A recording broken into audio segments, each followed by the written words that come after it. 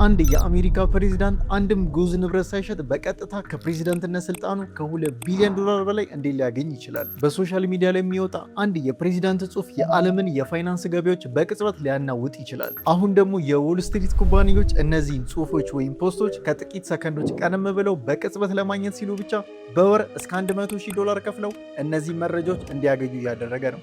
ማን? ዶናልድ ትራምፕ።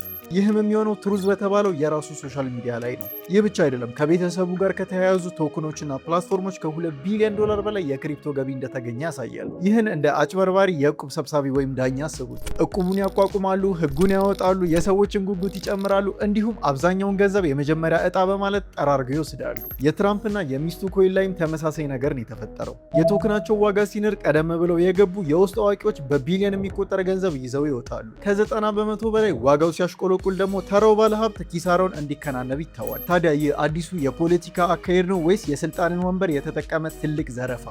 ፎሎን አፍያድ ፒስ አውት።